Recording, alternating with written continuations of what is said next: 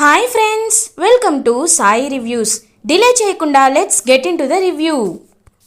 Episode start అవ్వగానే వసుధార దగ్గరికి రాజీవ్ మారు వేషంలో వస్తాడు.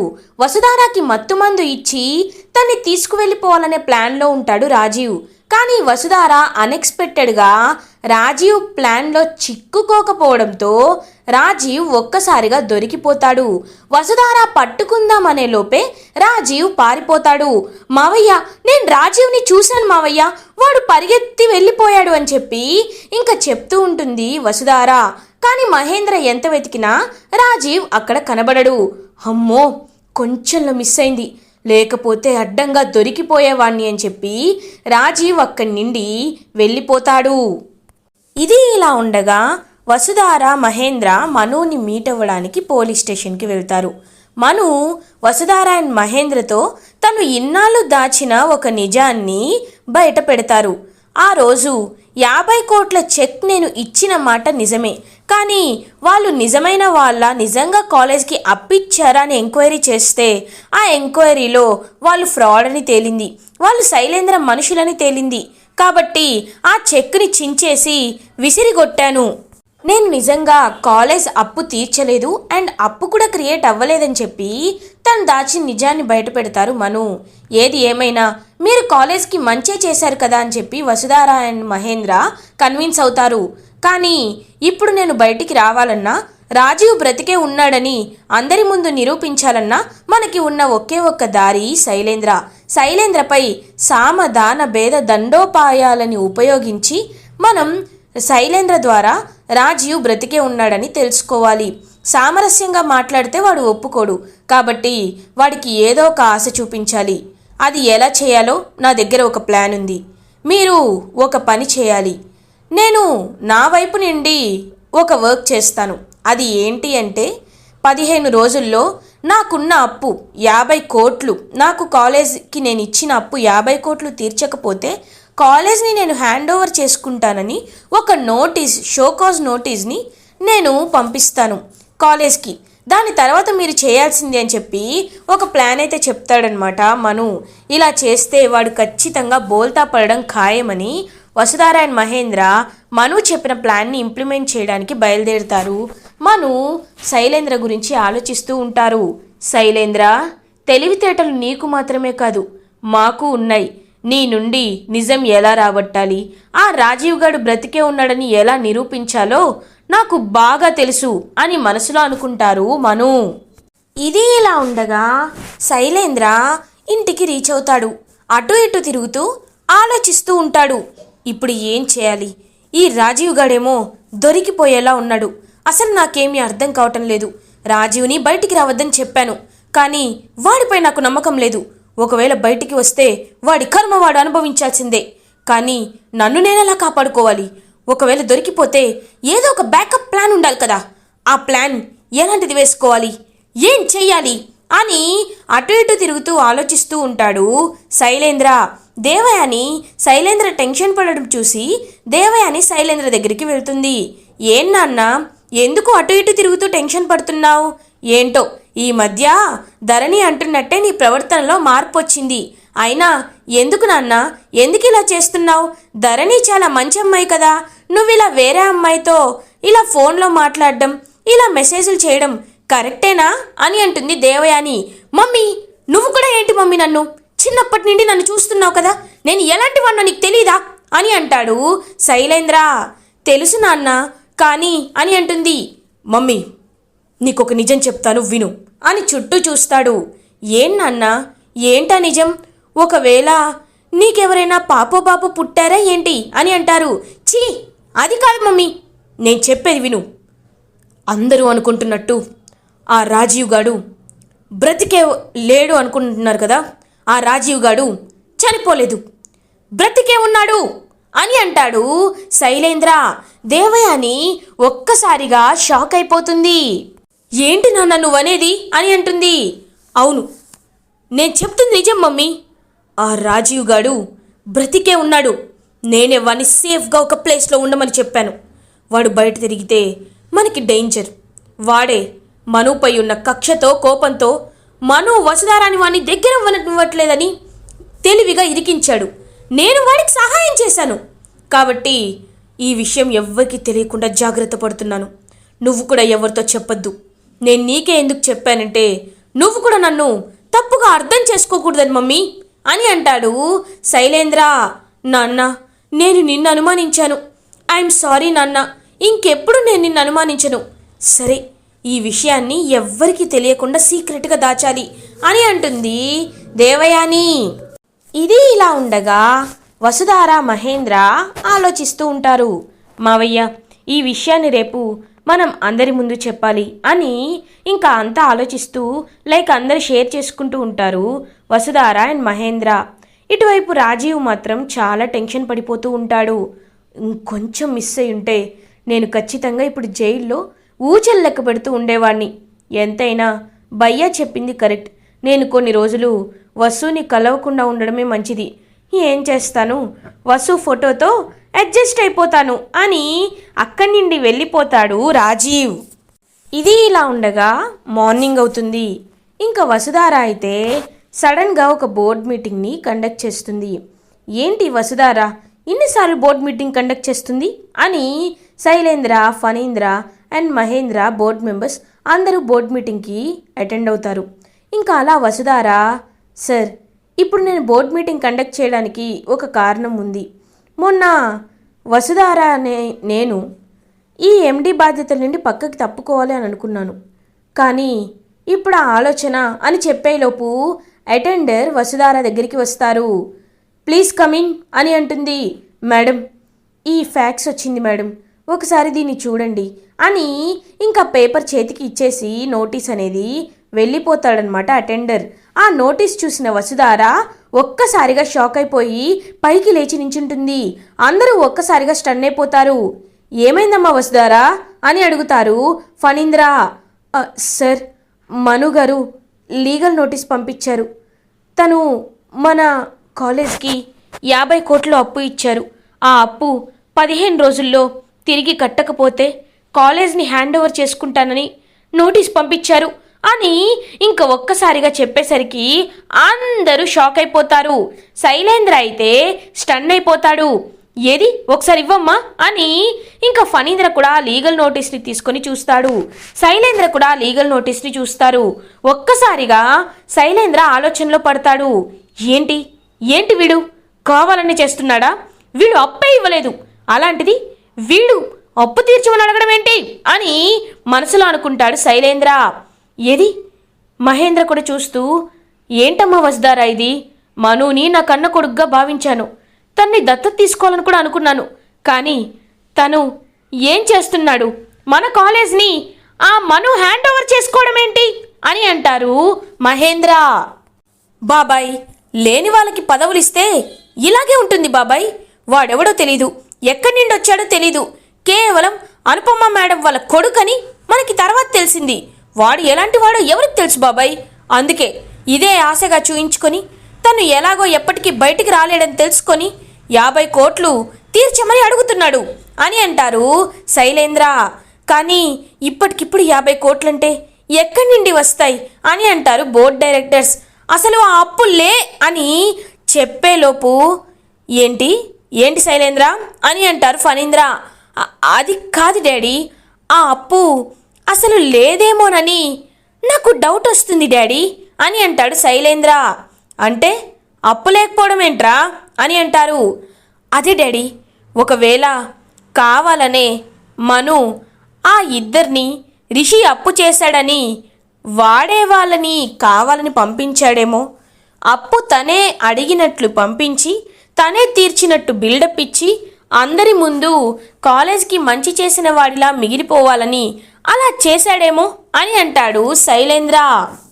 ఫణీంద్ర శైలేంద్రతో, అయినా అలా ఎందుకుంటారా, అలా ఏమీ జరిగే అవకాశం లేదు అని అంటారు ఫణీంద్ర. అవునన్నయ్య, మన కళ్ళ ముందే 50 కోట్ల చెక్ రాసిచ్చారు. అది డ్రా చేసుకోవడానికి కూడా ఆ ఇద్దరు వెళ్ళిపోయారు. కాబట్టి అలా జరిగే అవకాశం ఉండదు. కానీ మను ఇలా చేస్తాడని నేను అనుకోలేదన్నయ్యా అని బాధపడుతున్నట్టు నటిస్తూ ఉంటారు మహేంద్ర. శైలేంద్ర మనసులో, మను నిజంగా ఇలా చేశాడేంటి?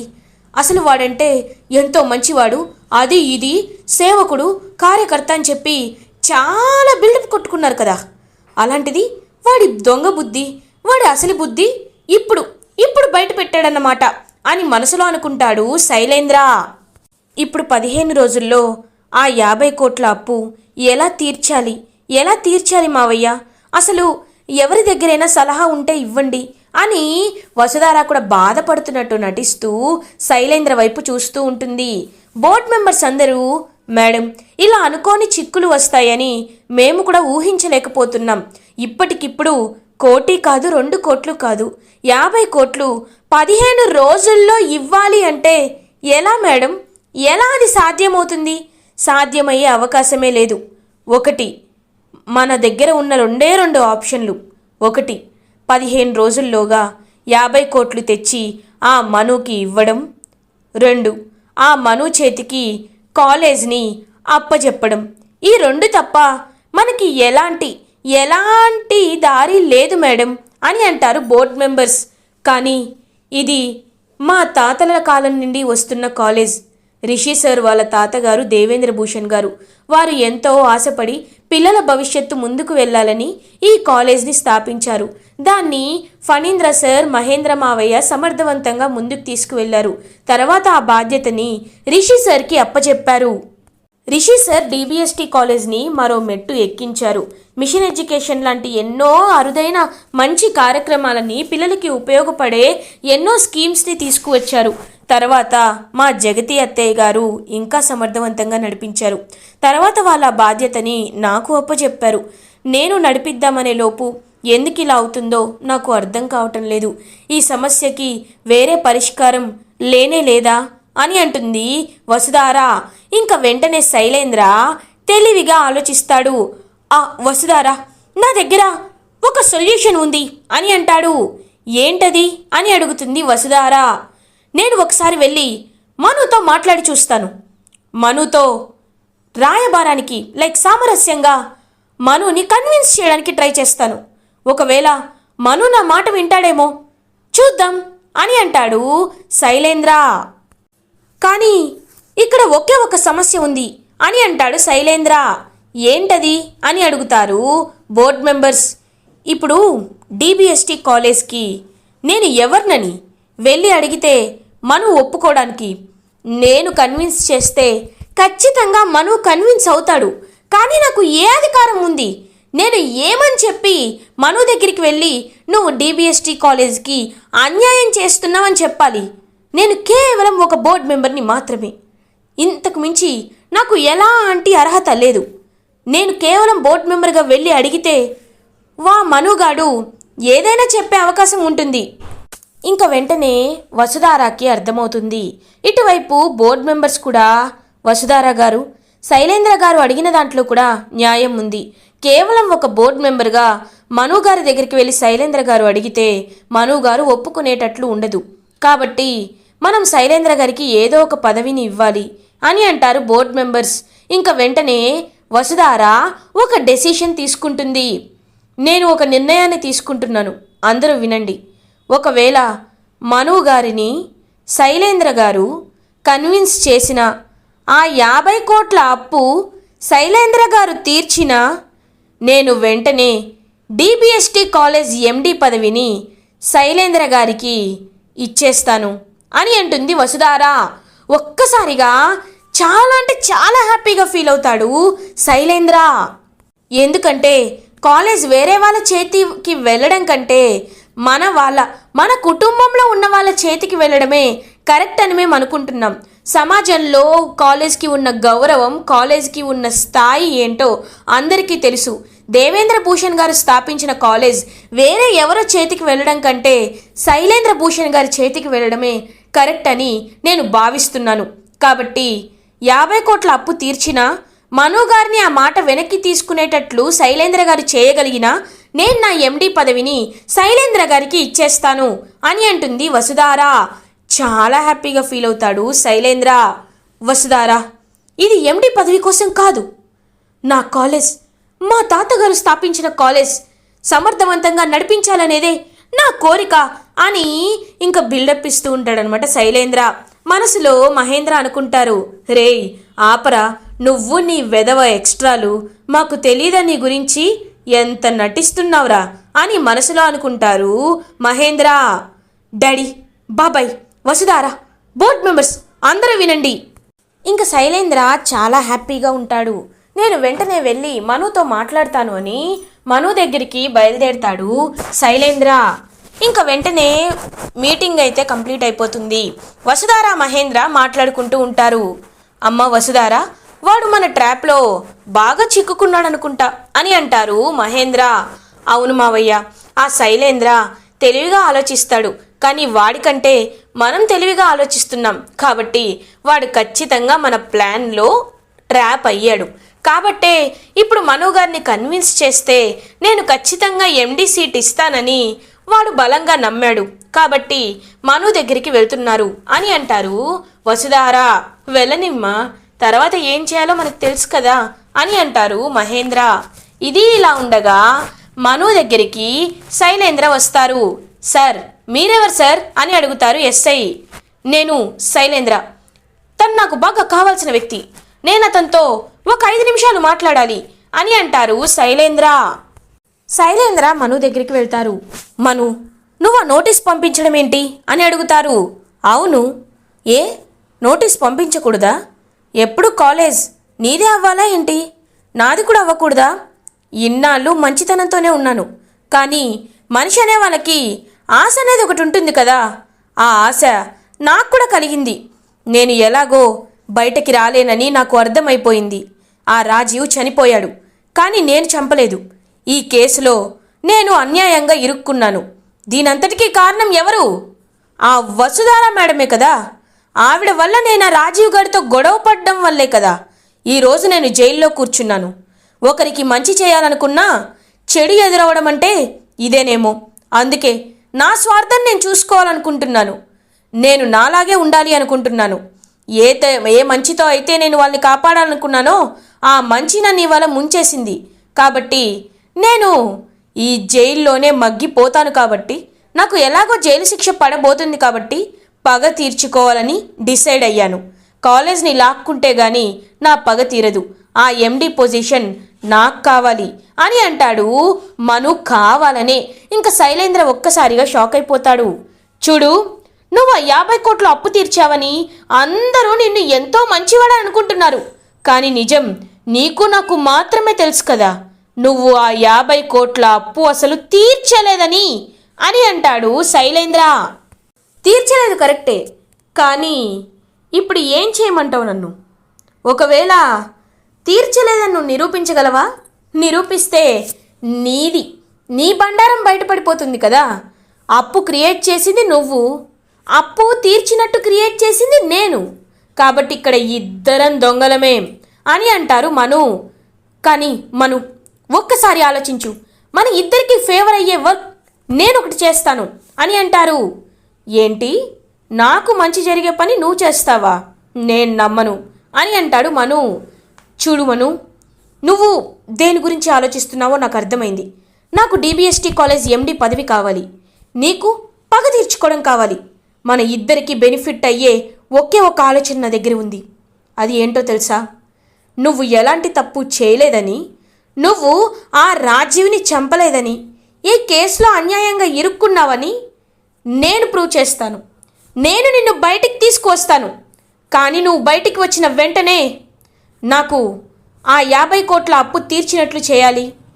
ఆ డిబిఎస్టీ కాలేజ్కి నేను ఎండి అవ్వాలి అని అంటాడు శైలేంద్ర. ఏంటి, నన్ను నువ్వు బయటికి తీసుకువస్తావా అని అడుగుతాడు మను.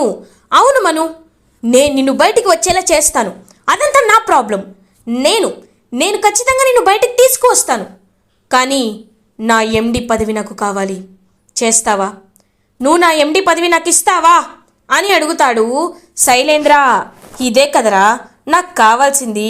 వీడు బాగానే ట్రాప్లో ఇరుక్కున్నాడు అని మనసులో అనుకుంటాడు మను. సరే, నేను బయటికి రావడమే నాకు కావాలి. నా పరువు ప్రతిష్ట నాకు తిరిగి కావాలి.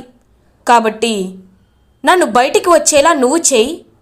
నేను ఖచ్చితంగా ఆ 50 కోట్లు నువ్వు ఇచ్చావని చెప్పి నిన్ను డిబిఎస్టీ కాలేజ్కి ఎండి అయ్యేలా చేస్తాను.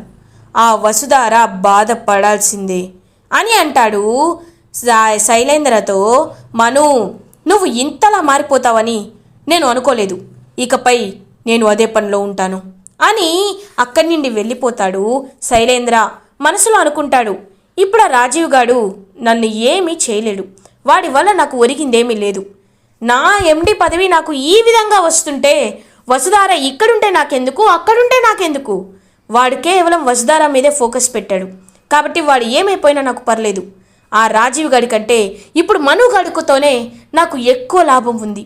ఎవరి వైపు లాభం ఎక్కువ ఉంటే నేను అటే వెళ్ళాలి, అంతేకాని వాడు విలనని వాడి వైపు నేను వెళ్ళకూడదు. ఆ రాజీవ్ గారిని ఎలాగొకలా ఇరికించి పోలీసులకి పట్టించి మనుని విడిపించాలి.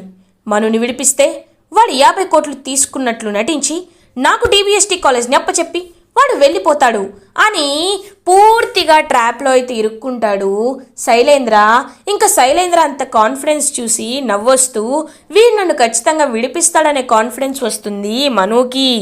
ఇలా ఎపిసోడ్ ఎండ్ అవుతుంది. ఫర్దర్ ఎపిసోడ్ రివ్యూస్ ముందుగా మీకు కావాలి అనుకుంటే మా ఛానల్ని సబ్స్క్రైబ్ చేసుకోండి. Thanks for watching.